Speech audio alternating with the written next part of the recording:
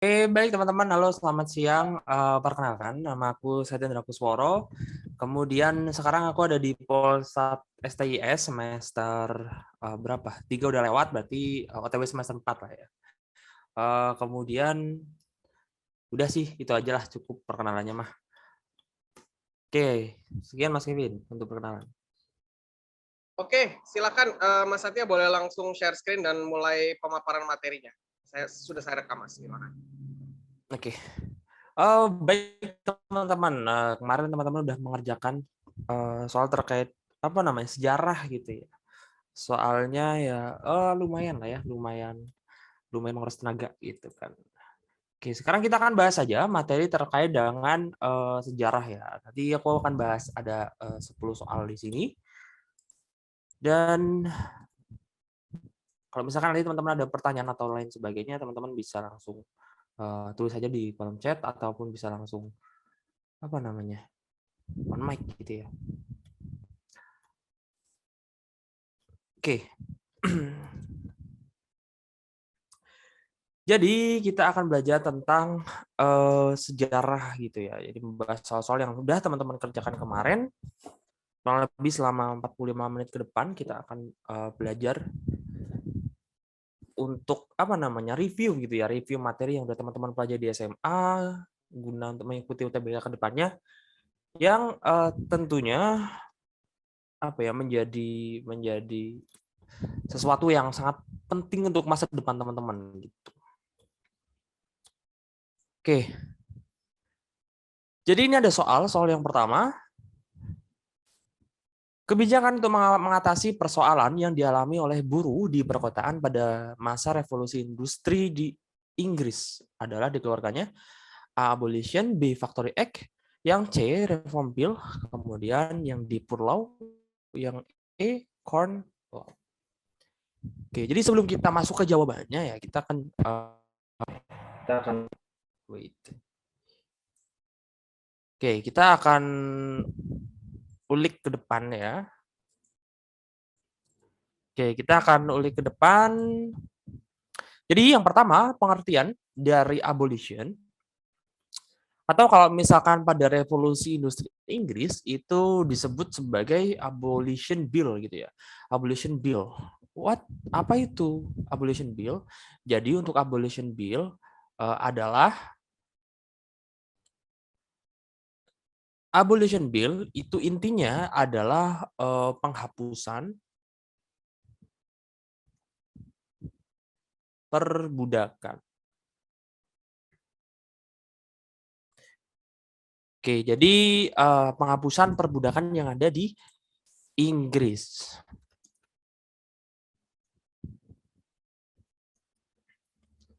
Oke, sebentar. Jadi pada masa itu, pada masa revolusi industri ya kan beralih gitu ya. Jadi pada masa revolusi industri itu juga secara tidak langsung juga mempengaruhi atau apa namanya berpengaruh pada revolusi sosial gitu ya. Jadi ada beberapa apa namanya ketentuan atau peraturan terkait dengan untuk mendukung revolusi industri di Inggris ini. Nah, salah satunya adalah Abolition Bill, yaitu penghapusan perbudakan di Inggris dan koloninya. Nah, kemudian kalau Factory Act itu apa jadi? Oke, jadi sebelum ke Factory Act ya, kita akan coba buka jawabannya dulu. Oke. Oke, jadi jawabannya adalah Factory Act di sini ya. Jadi pada tahun 1833 pemerintah Inggris mengeluarkan Factory Act untuk memperbaiki kondisi anak-anak yang bekerja di pabrik ya.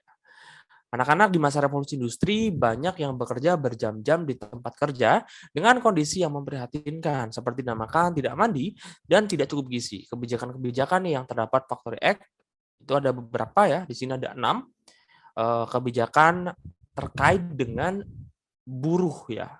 Buruh di sini terutama adalah mencakup tentang anak-anak gitu ya. Yang pertama, isi dari Factory Act yang pertama adalah tidak ada pekerja anak di bawah usia 9 tahun. Gitu ya. Jadi usianya itu di atas 9 tahun harusnya. Kemudian majikan harus memiliki sertifikat usia untuk pekerja anak-anak. Jadi tidak boleh sembarangan gitu ya. Kemudian anak-anak berusia 9 sampai 13 tahun bekerja tidak lebih dari 9 jam. Ya karena di sini kan apa namanya nih, ada keterangan bekerja berjam-jam dengan kondisi yang memprihatinkan, tidak makan, tidak mandi, tidak cukup gizi, sehingga faktor X itu diperlukan ya untuk menjamin hak-hak buruh gitu ya, untuk apa namanya, meningkatkan hak kemanusiaan yang ada di Inggris gitu ya. Nah, kemudian anak-anak berusia 13 sampai 18 tahun bekerja tidak lebih dari 12 jam sehari. Kemudian anak-anak tidak bekerja di malam hari dan 2 jam untuk bersekolah setiap hari bagi anak-anak. Di sini juga mulai mementingkan tentang pendidikan di sini ya. Nah, jawaban kita adalah yang B ya. Tapi kita akan bahas semuanya di sini. Jadi ada Reform Bill, Poor Law, kemudian ada Corn Law, itu apa sih gitu ya. Oke, jadi yang pertama, jawabannya bukan yang C ya, jawabannya yang B, teman-teman. Jawabannya yang B. Nah, yang C, Reform Bill. Jadi kalau Reform Bill, itu intinya adalah apa namanya, ketentuan bahwa perwakilan di parlemen sesuai dengan jumlah penduduk gitu ya. Jadi ketika jumlah parlemennya semakin banyak, maka ketika jumlah penduduknya banyak, maka jumlah anggota parlemen juga banyak. Jadi intinya Reform Bill itu kayak keseimbangan lah antara pemerintahan dan juga yang diperintah. Itu inti dari Reform Bill gitu ya. Kemudian ada juga namanya Poor Law ya. Namanya poor gitu ya, namanya poor itu kan kekurangan gitu ya. Jadi ini tuh berisi tentang kayak pendirian rumah kerja bagi pengemis dan pengangguran, kemudian perawatan bagi orang-orang cacat, dan kemudian pemberian bantuan bagi mereka yang udah lanjut usia dan tidak mampu bekerja. Itu inti dari Poor Law, teman-teman. Nah, kemudian di sini ada Corn Law ya, yang terakhir. Ya, kalau misalkan Corn Law itu intinya adalah larangan impor gandum dari luar negeri gitu ya. Jadi larangan untuk Inggris mengimpor gandum dari luar negeri. Jadi harus memaksimalkan hasil petani lokal gitu. Oke, jadi itu ya terkait dengan kebijakan-kebijakan yang ada pada masa revolusi industri di Inggris. Oke, kalau misalkan teman-teman ada pertanyaan bisa langsung ajukan saja. Nah, ini kemudian soal nomor berikutnya ya, soal nomor 2 gitu ya. Jadi apa namanya? Soal tentang sejarah Indonesia ya, yang mungkin teman-teman banyak belajar gitu ya. Udah pernah apa namanya? Udah pernah belajar lah ya tentunya di PPKN maupun apa sih namanya? PPKN ya, benar. Nah, soalnya adalah pemilihan umum 1955 yang diselenggarakan pada masa pemerintahan Burhanuddin Harahap bertujuan untuk memilih A. Anggota DPR dan DPRD, kemudian B. Presiden dan Parlemen, kemudian yang C. Anggota Parlemen dan Konstituante, yang D. Presiden dan Konstituante, dan E. Itu adalah Presiden dan Wakil Presiden. Yang mana nih kira-kira?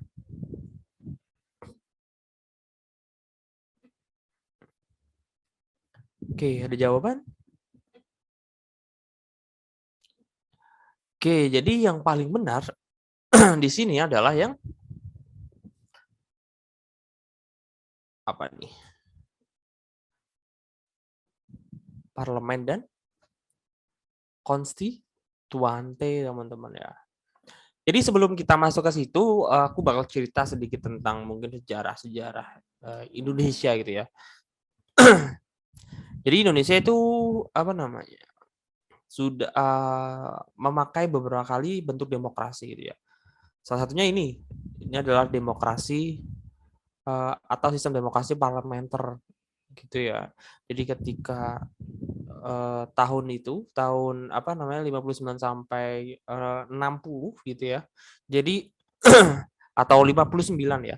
Jadi sejak tahun berapa 50 sampai 59 itu Indonesia memasuki masa demokrasi parlementer gitu ya. Jadi kalau parlementer itu cirinya ada namanya perdana menteri ya, perdana menteri dan juga presiden.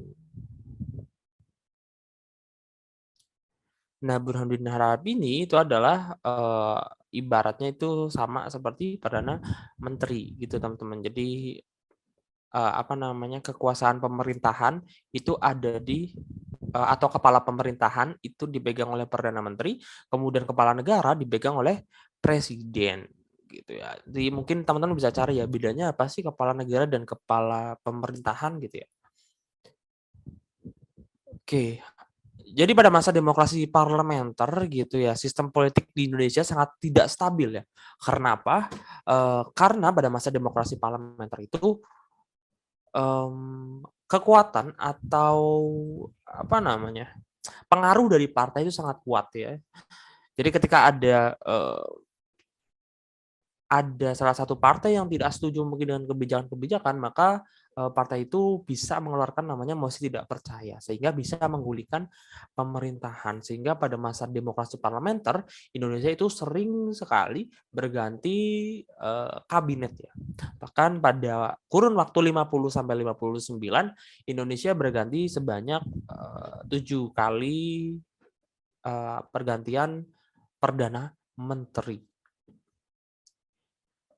Itu teman-teman ya. Jadi salah satunya adalah yang di Burhanuddin Harahap ya. Jadi 7 kabinet itu ada kabinet Nasir, kemudian Sukiman Wilopo, kemudian Ali Sastro Miajojo I, kemudian Burhanuddin Harahap, kemudian Ali Sastro Miajojo II, dan yang terakhir adalah kabinet Juanda. Nah, mungkin nanti teman-teman bisa nih cari tentang kebijakan-kebijakan apa yang ada pada masing-masing kabinet itu.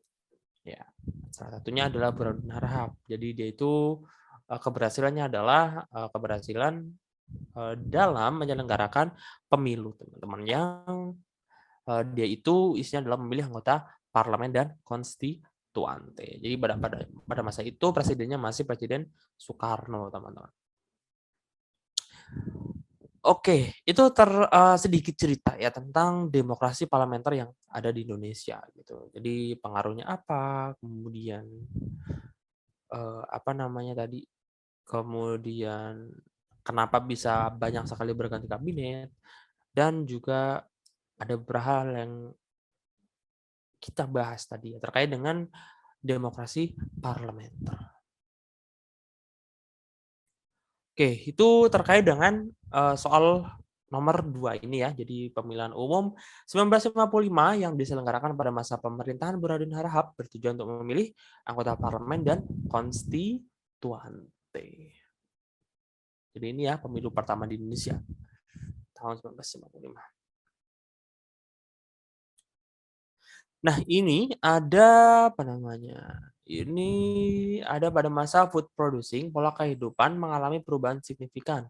Sebab pada masa food producing, pola manusia mulai hidup menetap dan mengolah tanah. Ini gimana nih?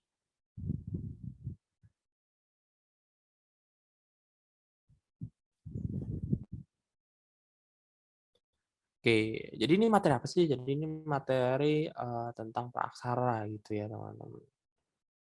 Jadi sebelum apa namanya? Sebelum kita manusia bisa membaca gitu ya, jadi praaksara, belum mengenal tulisan gitu ya. Nah, jadi inti dari masa praaksara itu ada 3 ya. Jadi namanya ada masa berburu dan meramu.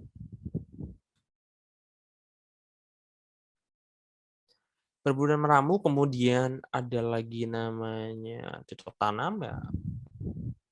Bercocok tanam, masa bercocok tanam. Atau kalau misalnya bahasa Inggrisnya kita biasanya namanya food producing gitu ya. Kemudian yang terakhir adalah masa perundakian. Nah, pada masa berburu dan meramu itu apa namanya ya? Manusia purba itu sangat mengandalkan alam gitu ya. Jadi ketika bahan makanan mereka habis, maka mereka akan berpindah-pindah ya. Jadi cirinya adalah nomaden. Dia itu berpindah-pindah.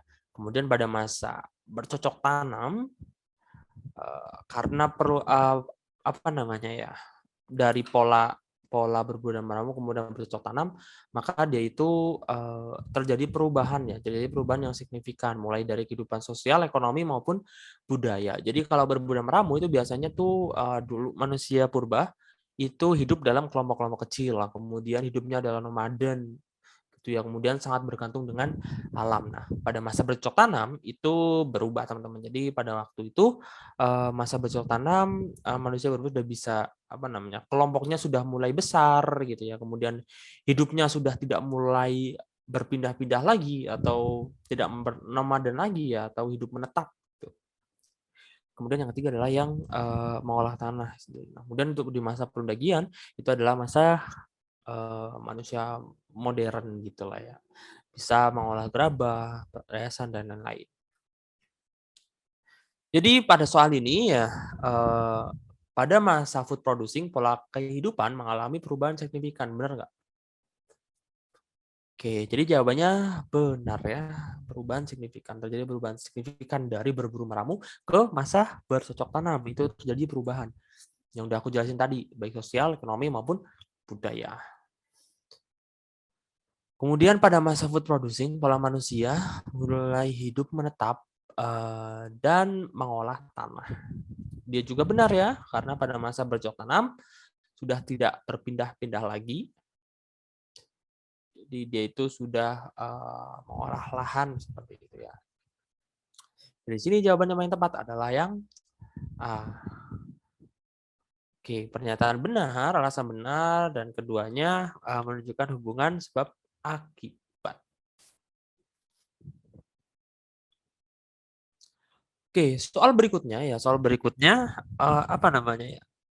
Terkait dengan kepeloporan perjuangan Raden Mas Tirtoadi Suryo yang paling menonjol pada awal abad 20 adalah jadi tokoh RM Tirtoadi Suryo ya. Itu adalah salah satu tokoh atau pejuang nasional gitu, pahlawan nasional yang bergerak di bidang melalui media massa gitu ya. Jadi perjuangan dari Tirto ini itu melalui ya media massa. Gitu. Sebentar teman.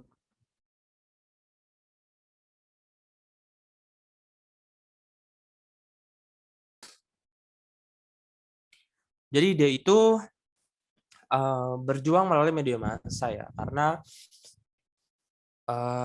dia itu seperti melakukan propaganda di surat kabar dan sebagainya.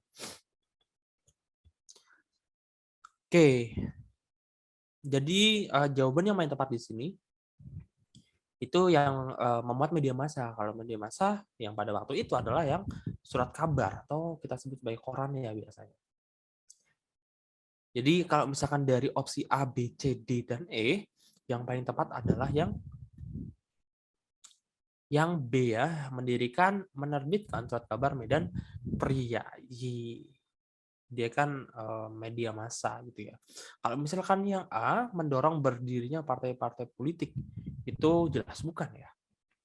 Kalau mendirikan Budi Utomo, itu tokoh yang terkenal adalah Dr. Tomo gitu ya.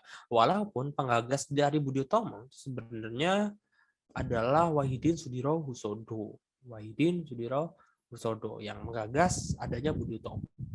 Kalau mengadakan pembelajaran politik bagi kaum terpelajar itu juga tugasnya Budi Utomo gitu ya. Jadi bukan peran dari Tirtoadi Suryo. Kemudian kalau mendorong berdirinya organisasi Budi Utomo itu lebih spesifiknya adalah Wahidin Sudirohusodo. Sudirohusodo. Ini kalau aku salah nulis bisa nanti diralat aja ya teman-teman ya. Tapi intinya adalah Wahidin Sudirohusodo pada tahun 1908. Oke, jadi kita lihat pembahasannya.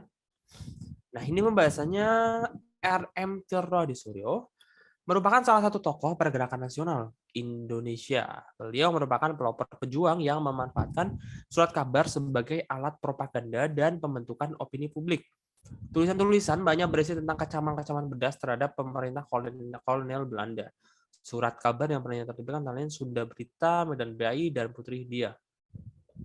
Dengan pengabdiannya tersebut, beliau dikukuhkan sebagai pahlawan nasional sekaligus Bapak Pres Nasional. Gitu ya. Jadi, nah ini fotonya ya, foto dari apa namanya Tirta Adi Suryo. Oke, bentar aku hapus dulu ya biar lebih kelihatan.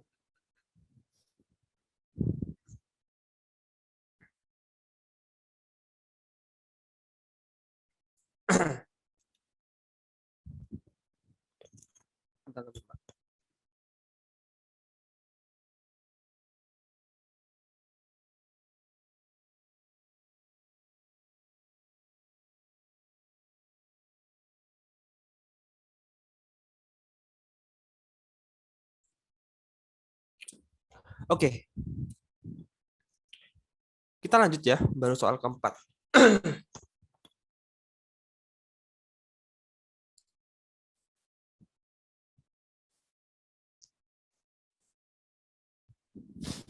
Nah, ini ada soal ya, soal dampak revolusi hijau terhadap kondisi ekonomi masyarakat desa, ditandai oleh fenomena yang pertama adalah urbanisasi, yang kedua bertambahnya luas lahan pertanian, ketiga mekanisasi alat pertanian, kemudian yang keempat meningkatkan produksi pertanian. Jadi teman-teman ketika menjawab soal seperti ini ya bisa lakukan dengan metode eliminasi jawaban. Jadi jawaban yang kira-kira udah pasti salah, teman-teman langsung eliminasi saja gitu ya. Jadi revolusi hijau itu terkait dengan pertanian gitu ya.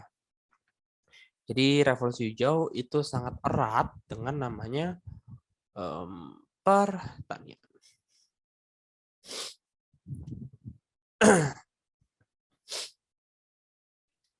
Nah, di sini ya yang paling tidak sesuai itu adalah yang urbanisasi teman-teman ya. Jadi ketika revolusi hijau itu tidak ada pengaruhnya dengan urbanisasi. Urbanisasi itu apa teman-teman? Teman-teman ingat nggak? Ya, jadi urbanisasi itu adalah perpindahan penduduk dari desa ke kota. Jadi itu urbanisasi. Nah, kita kan sudah tahu nih, kita sudah tahu bahwa urbanisasi itu tidak sesuai dengan jawaban, maka kita eliminasi saja yang pertama. Jadi yang A dieliminasi, yang B dieliminasi, dan yang E itu juga dieliminasi. Oke, jadi jawaban yang paling tepat, bukan jawaban yang paling tepat, tersisa dua jawaban yaitu antara C dan D. Gitu ya teman-teman. Ya, jadi antara 2 dan 4 benar atau jawaban 4 saja yang benar. Nah, di sini terkait dengan revolusi hijau itu terkait dengan apa namanya? Pertanian terkait dengan pertanian yang ada di dunia, terutama di Asia gitu ya. Jadi dia itu isinya itu ada bertambahnya luas lahan pertanian, kemudian ada mekanisasi alat pertanian, atau kalau misalkan contohnya, kalau misalkan pertanian yang konvensional yang masih menggunakan cangkul dan lain sebagainya, yang masih menggunakan tenaga manusia, kemudian pada masa revolusi hijau itu mulai digantikan dengan traktor-traktor ataupun alat-alat yang bermesin gitu ya. Kemudian yang keempat adalah meningkatkan produksi pertanian. Kemudian ada juga yang kayak benih bibit unggul dan lain sebagainya. Jadi jawaban yang benar di sini adalah 2, 3, dan 4. Nah, karena di sini tidak ada ya. Tidak ada 2, 3, 4 gitu ya. Jadi kita paling pilih yang sekiranya itu paling benar gitu ya. Kalau yang D, jawaban 4 saja yang benar. Itu tidak sesuai ya, padahal jawaban 2 dan 3 itu jadi itu juga benar gitu ya. Jadi di sini yang paling benar adalah yang C teman-teman. Jadi yang ada 2 dan juga 4. Bertambahnya luas lahan pertanian dan juga meningkatkan produksi pertanian. Kalau yang D itu masih kurang tepat karena jawaban 4 saja yang benar. Nah, kemudian kita akan lihat pembahasannya. Oke. Revolusi hijau adalah sebutan yang dipakai untuk menggambarkan perubahan dalam pemakaian teknologi pertanian yang dimulai pada tahun berapa nih? 1950-an sampai 1980-an di negara-negara berkembang. Di negara berkembang. Dampak revolusi hijau terhadap kondisi ekonomi masyarakat desa ditandai oleh fenomena bertambahnya luas pertanian, meningkatkan produksi pertanian. Oke. Jadi di sini benar, jawaban yang tepat adalah yang 2 dan 4 karena dia itu terkait dengan kondisi ekonomi masyarakat desa ya. Oke. Itu jawaban soal nomor 5 ya teman-teman. Kemudian kita akan mungkin lanjut lagi ke soal yang berikutnya.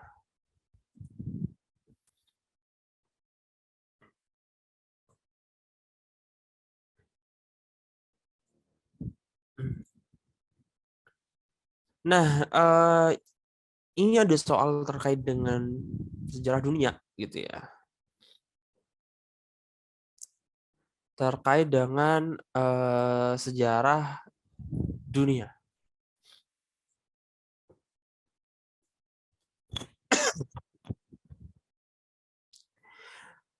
Soalnya adalah organisasi pertahanan yang dibentuk oleh sekutu setelah Perang Dunia II. Yang pertama adalah SEATO, yang kedua adalah apa namanya WTO, kemudian yang ketiga adalah ANZUS ya. ANZUS, yang keempat adalah Pakta Warsawa gitu ya, Warsawa. Di sini ada saya tulis Warsawa harusnya. Jadi mana nih yang paling benar gitu ya. Nanti kita akan bahas semua gitu ya. Oke, jadi di sini yang paling benar atau yang kira-kira yang salah yang mana gitu. Oke, jadi yang salah itu adalah yang udah pasti salah adalah yang nomor 2 ya teman-teman ya. Yang nomor 2. Sebentar. Jadi yang pasti salah itu adalah nomor 2. WTO itu singkatannya apa sih? Jadi WTO adalah World Trade Organization.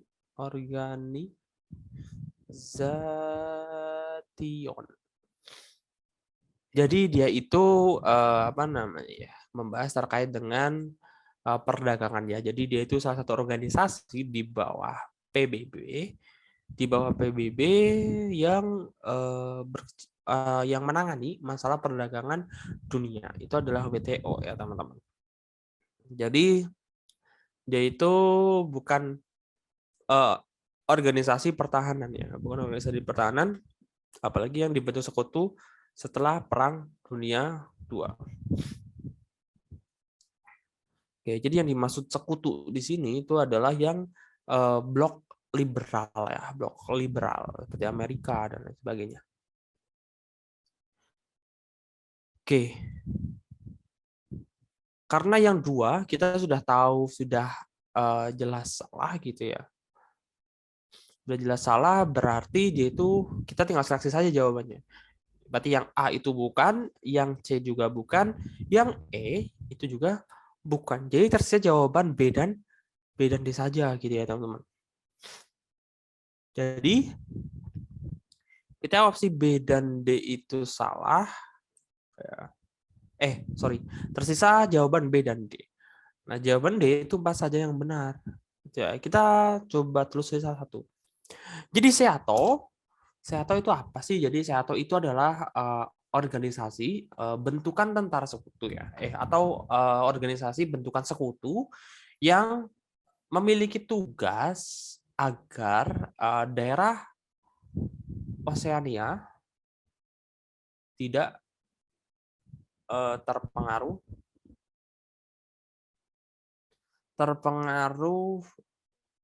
komunis atau ideologi komunis.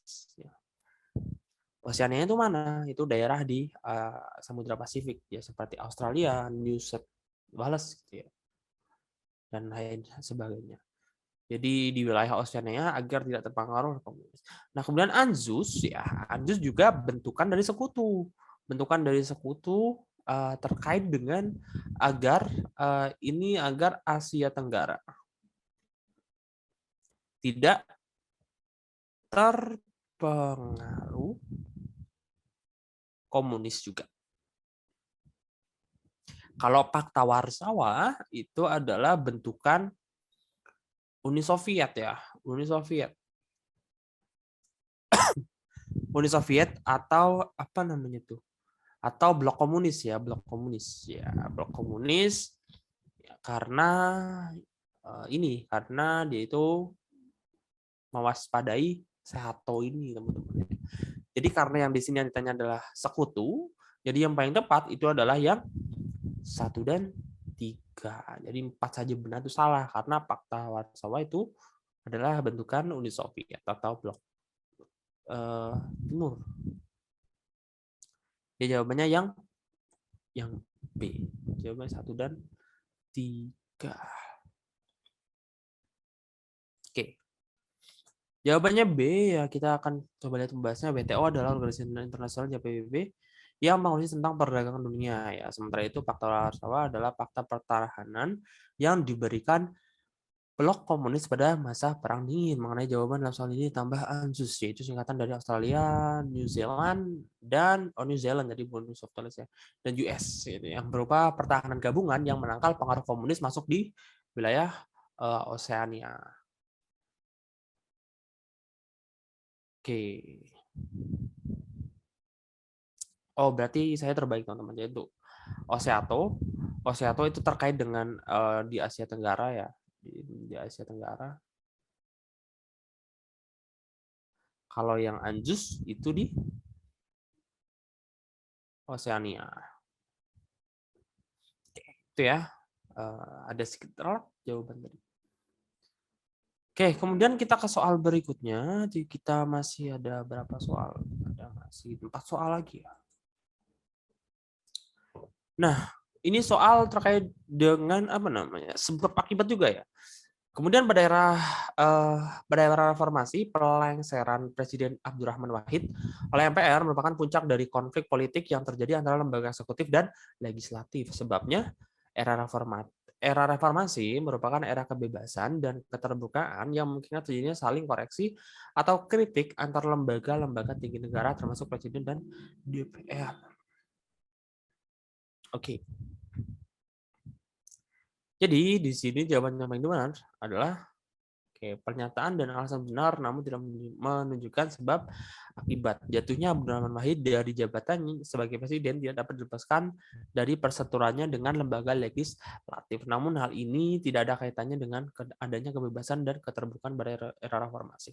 Oke, jadi kita juga bisa memahami tentang kalimat di sini ya. Jadi apakah kalimat yang atas nyambung dengan kalimat yang bawah gitu ya. Kalau misalkan nyambung berarti dia itu saling berhubungan karena pada kalimat yang pertama dan kedua itu tidak nyambung ya, tidak ada hubungannya ya. Pada reformasi merupakan era kebebasan dan keterbukaan yang mungkin jadi saling koreksi kritik antar lembaga tinggi negara termasuk presiden dan DPR. Nah, itu kan bukan merupakan sebab akibat dari lengsernya Abdurrahman Wahid gitu ya. Jadi banyak sekali kebijakan-kebijakan yang kontroversi dari Abdurrahman Wahid gitu ya, sehingga banyak pihak-pihak yang menginginkan beliau lengser dari jabatannya. Oke, jadi ini benar ya, yang pernyataan ini benar nilainya. Jadi ada beberapa konflik dengan lembaga eksekutif dan legislatif ya, karena kebijakan Gus Dur memang banyak yang kontroversial ya, seperti boleh mengibarkan bendera Kejora, kemudian ada pula pembubaran Deputi Penerangan gitu ya, atau Kementerian Penerangan gitu, saya lupa. Kemudian mengancam untuk mengeluarkan dekret presiden, dan masih banyak konflik-konflik antara Gus Dur dan lembaga eksekutif dan legislatif. Sehingga salah satu penyebab lengsernya dari Abdurrahman Wahid adalah karena konflik ini ya. Nah, kemudian era reformasi merupakan era kebebasan dan keterbukaan yang memungkinkan terjadinya saling koreksi atau kritik antara lembaga-lembaga tinggi negara termasuk presiden dan DPR. Itu juga termasuk yang benar ya. Pernyataan yang benar gitu. Karena pada masa Orde Baru itu sangat dibatasi gitu ya. Bahkan pers saja sangat sulit untuk atau sulit gitu ya untuk mengeluarkan berita-berita yang tentang pemerintah, sehingga muncullah pada era reformasi, era Orde Baru digantikan dengan era reformasi, sehingga lebih kebebasan pers itu bisa lebih lagi ya daripada di era Orde Baru. Jadi di sini yang paling tepat adalah yang B, pernyataan benar, alasan benar, tapi keduanya tidak saling menunjukkan hubungan sebab akibat seperti yang udah aku jelasin tadi. Oke, seperti itu teman-teman ya. Kemudian ada soal nomor 9. Soal nomor 9 itu terkait dengan sejarah ya, sejarah Indonesia gitu ya. Oke, sumber yang menyatakan bahwa pedagang Indonesia sudah berhubungan dengan pedagang Islam sejak abad ke-7 ialah, nah ini ada kayaknya ada materi di teori masuknya Islam di Indonesia gitu ya. Jadi ada abad ke-7, kemudian abad ke-13 gitu ya, ada beberapa macam teori. Nah, salah satu sumber yang menyatakan bahwa pedagang Indonesia sudah berhubungan dengan pedagang Islam sejak abad ke-7 itu adalah yang berita dari Tiongkok, teman-teman ya. Jadi sejak zaman dahulu memang Indonesia dan Tiongkok itu banyak sejarah-sejarah Indonesia yang diceritakan di berita dari Tiongkok, teman-teman ya. Jadi kalau misalkan teman-teman dengar berita dari Yunani, berita dari India itu kan sangat jarang gitu ya. Dan seringnya itu lebih sering ke berita dari Tiongkok ya. Jadi ketika teman-teman mau mungkin nggak tahu jawabannya gitu ya, ya pilih yang teman-teman sering dengar gitu ya. Kalau misalkan berita dari Romawi, kita kan jarang ya berita tentang sejarah di Romawi ya. Nah, kalau prasasti Kutai itu terkait dengan atau kita sebut dengan prasasti Yupa ya.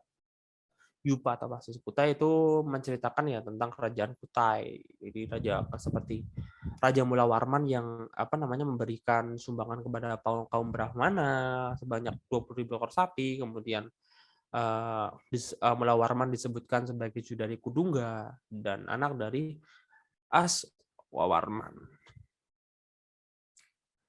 Oke, jadi yang paling tepat adalah yang berita dari Tiongkok. Nah, ini pembahasannya. Pada waktu Kerajaan Sriwijaya mengembangkan kekuasaannya pada abad ke-7 saat Malaka sudah mulai dilalui pedagang Islam. Hal ini diketahui berdasarkan berita Tiongkok dari zaman dinasti Tang yang juga menyebutkan bahwa pemukiman Muslim telah ada di daerah Sumatera. Jadi itu ya teman-teman terkait dengan hubungan Islam di Nusantara. Gitu ya, penyebaran Islam di Nusantara itu ada yang mulai abad ke-7, ada yang mulai abad ke-13, ada beberapa teori. Oke. Wah, ini udah ada jawabannya, teman-teman. Jadi negara Kertagama merupakan karya Empu Prapanca. Jadi benar ya, negara Kertagama itu karya Empu Prapanca yang menggambarkan kebesaran dan kejayaan Majapahit yang ditulis atas perintah Raja Hayam Wuruk. Nah, yang salah di sini adalah yang atas perintah Raja Hayam Wuruk. Ya, dia itu salah ya teman-teman ya, karena Empu Prapanca menulis negara Kertagama itu inisiatif sendiri setelah berada dari jabatan Dharma Diaksa Kasogatan, atau kalau misalkan di bahasa yang sekarang itu adalah Menteri Agama gitu ya pada masa kerajaan, itu adalah Dharma Diaksa Kasogatan. Kemudian sebabnya negara Kertagama adalah kakawin yang bercocok puka sastra. Artinya karya sastra yang ditujukan untuk menyanjung dan mengagungkan kebesaran raja. Kalau yang ini benar ya teman-teman. Jadi negara Kertagama itu ditulis untuk menyanjung dan mengagungkan kebesaran raja. Jadi jawaban yang paling tepat di sini adalah yang D. Pernyataannya salah ya karena di sini inisiatif sendiri, tapi jawabannya itu benar. Oke, kita lanjut.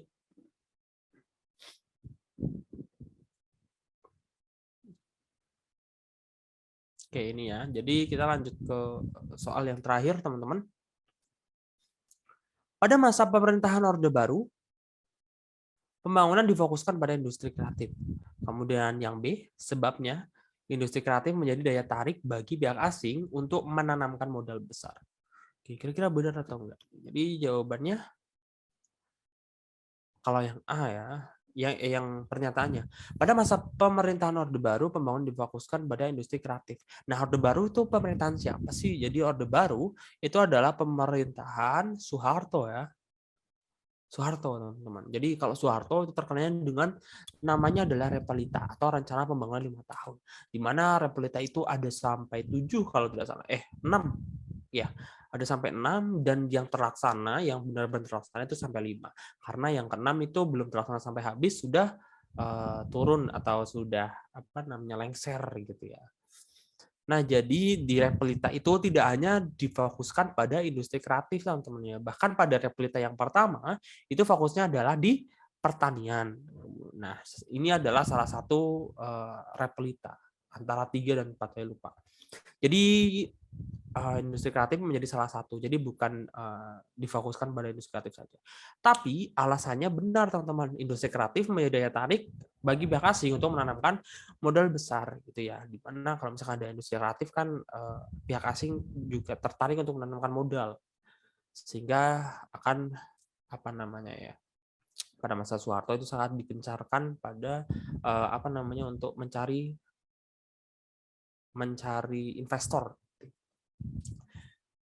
Jadi jawabannya adalah pernyataannya salah, alasannya benar lagi. Jadi jawabannya yang D. Pada masa pemerintahan Orde Baru, kebijakan ekonomi yaitu rencana pembangunan ke 5 tahun, revitalisasi swasembada beras, kemudian pemerataan kesejahteraan penduduk. Industri kreatif merupakan salah satu industri yang menjadi daya tarik bagi pihak asing untuk menanamkan modal besar. Jadi pernyataan salah dan alasannya benar. Jadi jawabannya yang D. Oke, teman-teman. Karena kita udah 40 menit bersama gitu ya. Kalau misalkan teman-teman ada pertanyaan boleh banget ya langsung ditanyakan saja gitu ya, teman-teman.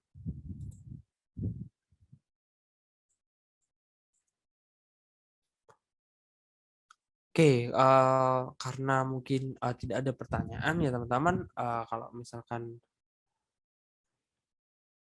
sejarah gitu ya, mau nggak mau teman-teman harus rajin baca-baca gitu ya, harus rajin baca buku, kemudian baca-baca ulang sejarah-sejarah gitu ya, sehingga teman-teman itu tahu dan paham gitu ya terkait dengan sejarah baik di Indonesia maupun sejarah dunia, teman-teman. Jadi itu 10 soal tadi mungkin bisa membantu sedikit teman-teman untuk mengingat materi-materi SMA gitu ya. Jadi untuk materinya aku sudahi sampai di sini ya, kurang lebihnya aku mohon maaf. Assalamualaikum warahmatullahi wabarakatuh. Terima kasih teman-teman. Waalaikumsalam warahmatullahi wabarakatuh.